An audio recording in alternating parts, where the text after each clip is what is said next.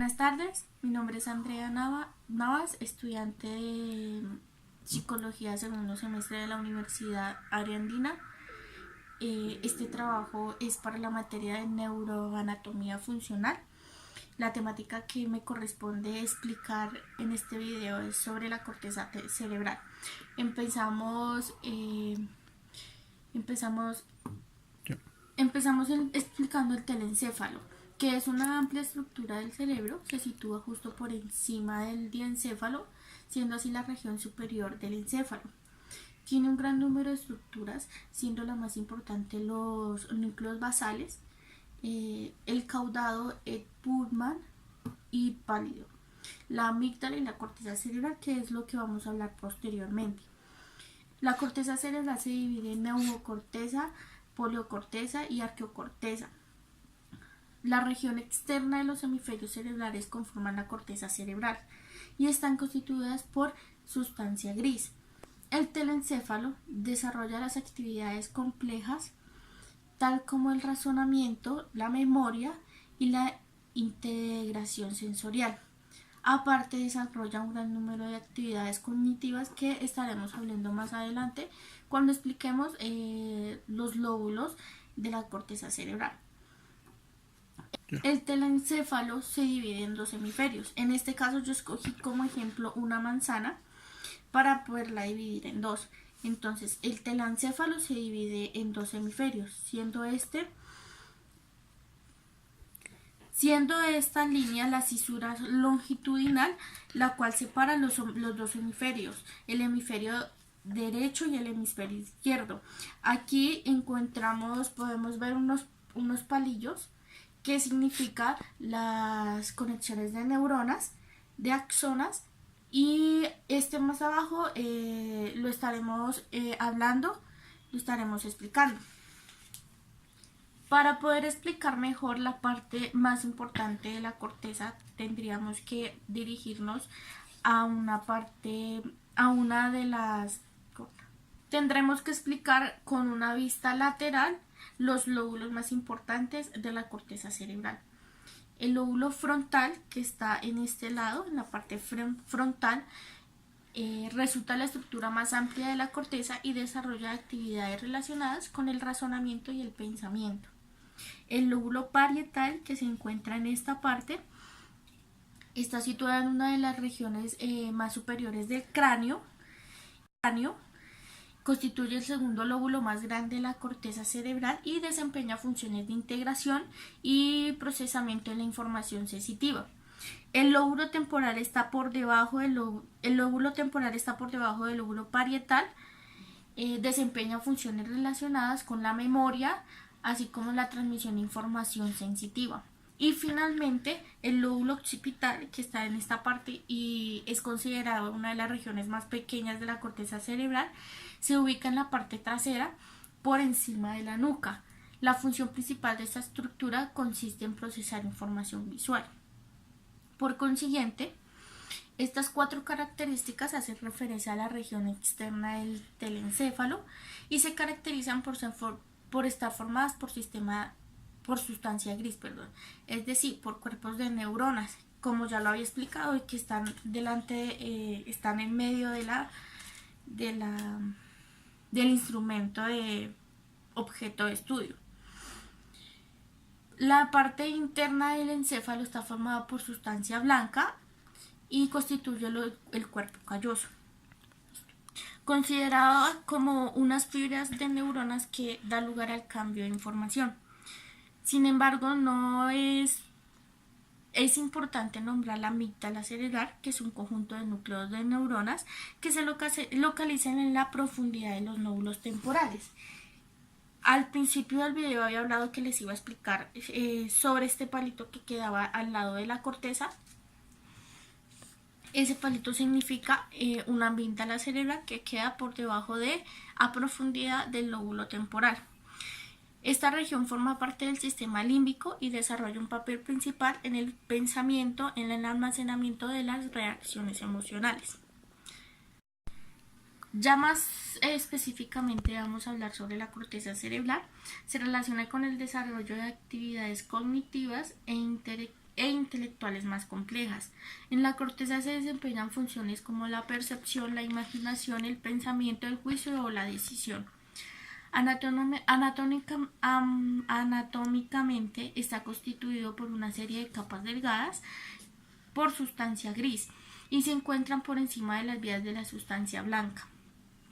La corteza cerebral adopta una forma circunvolucionada y contiene un número grande de neuronas en su interior, que si bien, como ya lo hemos visto en las clases del docente, son intercomunicativas de información. Para esto desarrollé este diagrama o este cuadro descriptivo con una vista lateral para explicar las áreas de la corteza cerebral. El área sensorial está ubicada en esta parte. Consta de sensaciones de la piel, temperatura, presión y dolor.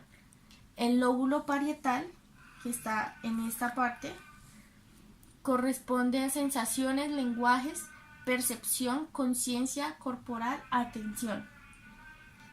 El área de Wernicke corresponde a la comprensión del lenguaje.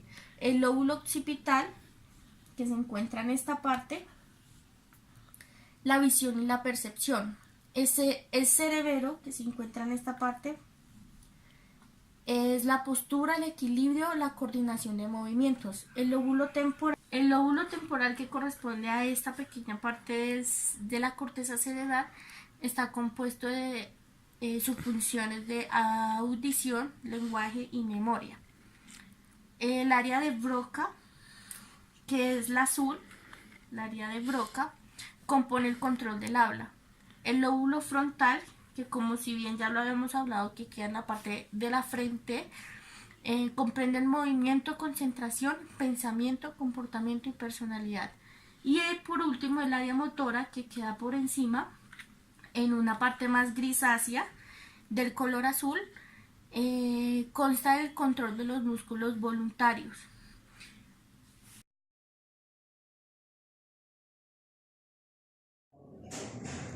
Buenas noches, mi nombre es Jacqueline López, somos estudiantes de psicología de segundo semestre. Mi grupo está conformado por 4 personas, quienes son Diana Marcela Méndez, Angie Tatiana Jaramillo, Andrea Carolina Navas y mi persona. En el eje número 2 vamos a exponer de lo que se trata la corteza cerebral y las áreas de Brodmann. ¿Quién era Brodmann? Brodmann es un neurólogo famoso alemán quien realizó un mapa histológico de la corteza cerebral y lo dividió en 52 áreas. Cada área tiene una característica especial y unas funciones. Está dividido en esta forma.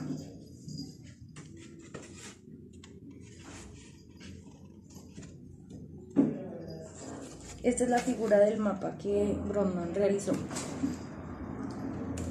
Por consiguiente, vamos a seguir explicando cada una de mis compañeras los temas correspondientes a lo que es la corteza cerebral y algunas áreas importantes. Hola, mi nombre es Jacqueline y voy a explicarles algunas áreas de Brodmann importantes. Esa es la corteza cerebral, donde encontramos las 52 áreas y cada una tiene una función y una característica. En el lóbulo frontal, aquí encontramos el área número 4, la cual es llamada área motora voluntaria. Se localiza en el giro procentral y controla la motricidad voluntaria del lado contralateral del cuerpo. También encontramos el área 6, llamada área motora suplementaria. Su función es la de organizar los movimientos que se originan o aquellos donde intervendrán los estímulos visuales, táctiles y auditivos. También está el área número 8, es anterior a la corteza promotora. Esta facilita los movimientos oculares y participa en los reflejos visuales. En el lóbulo parietal también tenemos el área 3, 2, 1, llamada también área somestésica o de la sensibilidad general. Esta área se localiza en el giro procentral, como se muestra en la figura. Se encarga de recibir todas las sensaciones táctiles, articulares y musculares del lado contralateral del cuerpo. Su estimulación pues dice que provoca comezón, entumecimiento y movimiento sin haber desplazamiento real. Los daños de esta área pues producen confusiones en la percepción táctil del individuo. También encontramos el área 5 y 7, llamada área psicosomestésica o sensitiva secundaria. Se ubica detrás del giro procentral, en pleno lóbulo parietal, en esta parte. 5 y 7. Pues la función del área 5 y 7 corresponde a los movimientos voluntarios dirigidos hacia un destino con la integración de los estímulos visuales. A continuación, mi compañera seguirá con otras áreas importantes de las áreas de Brodmann.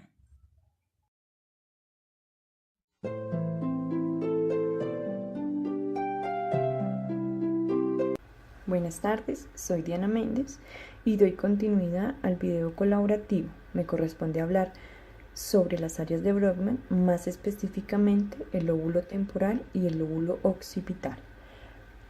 Vamos a empezar a buscar nuestro lóbulo occipital con esta herramienta que nos ofrece la Fundación Universitaria del Área Andina. Como pueden observar, ubicamos en la parte posterior del cráneo la región occipital, la cual se encuentra ubicada en la parte posterior e inferior del hemisferio cerebral. Esta zona del cerebro es la encargada de recibir e interpretar estímulos con el fin de que logremos diferenciar formas, contornos y colores. Pero nuestro lóbulo occipital se encuentra dividido en tres áreas de Brodmann, las cuales son enumeradas área 17, área 18 y área 19. Vamos a revisar aquí en nuestras áreas de Brodmann ya enumeradas en qué parte del cráneo se encuentran ubicadas. Como pueden ver, se encuentra aquí el área 17, 18 y 19 y lo podemos observar diferentes en sus cuatro hemisferios. Hablemos bien del área 17. El área 17 contiene áreas que procesan estímulos visuales y es la encargada del área visual. Su única función es visual. El área 18 y 19, que se encuentran ubicadas en esta zona del cráneo, son las encargadas de la asociación secundaria donde se produce el procesamiento visual. Aquí, como pueden ver, se encuentra desde otro ángulo nuestro lóbulo occipital e igual forma acá se encuentra ubicada nuestro lóbulo occipital desde otro ángulo. Ahora bien, hablemos del lóbulo temporal. Vamos a ubicarlo acá en nuestra herramienta, nuestro lóbulo temporal izquierdo y nuestro lóbulo temporal derecho. Como pueden observar, se encuentran ubicados en la parte lateral e inferior del encéfalo, aproximadamente a la altura de los oídos. Como pueden ver, se encuentran ubicados a nuestra altura de cada oído. Y estas áreas involucradas en el procesamiento de la información auditiva y semántica, así como la apreciación del olfato. Ahora bien, vamos a revisar en nuestras áreas de Brodmann, donde se encuentran divididas el área 41, 42, 21 y 22. Vamos a empezar a hablar por el área 41. Como pueden observar, se encuentra aquí a la altura de nuestros oídos, más o menos, donde se recibe la información que llega a los órganos auditivos, el cual permite tomar conciencia del sonido. El área 42 se encuentra ubicada en la misma zona del área 41 y esta involucra en la detección y el reconocimiento del habla. El procesamiento realizado en esta área de la corteza cerebral proporciona un análisis más detallado. Pero, en conjunto, también está el área 21 y el área 22, Desde este otro ángulo podemos observar también el área 21 y 22. Estas áreas son las encargadas de la asociación auditiva. Ambas áreas están divididas en dos partes. La mitad de cada área se encuentra a cada lado del área 42 y colectivamente se les puede llamar área de Wernicke, la cual es la encargada de la comprensión del lenguaje. Como podemos observar acá, de igual forma, está desde otro ángulo nuestro lóbulo temporal y aquí podemos observar nuestro lóbulo temporal derecho y nuestro lóbulo temporal izquierdo. Espero mi aporte lo hayan entendido. Muchísimas gracias. Buenas noches, mi nombre es Tatiana Jaramillo, estudiante de Psicología, segundo semestre. El tema que les voy a exponer son los planos anatómicos. El material que utilicé para cada uno de ellos son papas y dentro de ellos encontramos plastilina, que fue con lo que los marqué. Existen tres planos: el plano transversal o axial, que es el que separa lo superior de lo inferior, donde se nota la disposición externa del manto gris de la corteza con sus pliegues. Hacia el centro también se puede notar una imagen simétrica que parecen dos alitas de una mariposa. Dentro de este plano transversal podemos encontrar el núcleo lenticular, que se encuentra en esta parte de acá, el tálamo, el núcleo caudado, la cápsula interna, que está conformada por el ramo anterior, la rodilla y el ramo posterior, y la cabeza del núcleo caudado, que se encuentra en este lugar. También encontramos el plano sagital, que es el que se divide el cerebro en el hemisferio derecho del izquierdo, exponiendo la cara del medio del hemisferio derecho. Se puede distinguir también claramente las estructuras del cerebro, el cerebelo y el tronco encefálico, así como el cuerpo calloso. Este es el cuerpo calloso.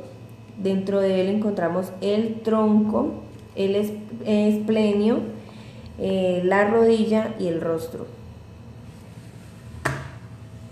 Voy a hablarles también del plano frontal.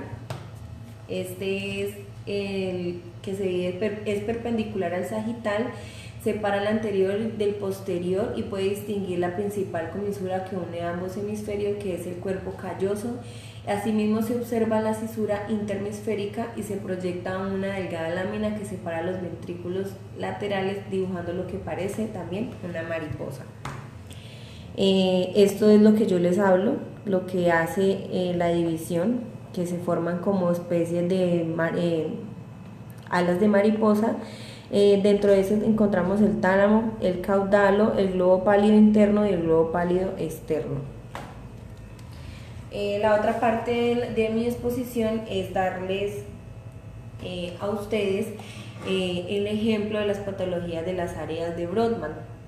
Escogí el síndrome orbitofrontal o el cambio de personalidad, que se produce por una lección de este circuito orbitofrontal, pero que también es especialmente, más que todo, las áreas del 11 y 12 de Brodmann, que se caracteriza por el desorden, la autorregulación de la conducta, la irritación, el sentido del humor, que así no haya nada gracioso para ellos, sí, los impulsos como la agresividad, bulimia o en ocasiones son reiterativos en sus actos. Las causas de este síndrome son traumatismos del cráneo, ruptura de un aneurisma o tumores. Muchas gracias.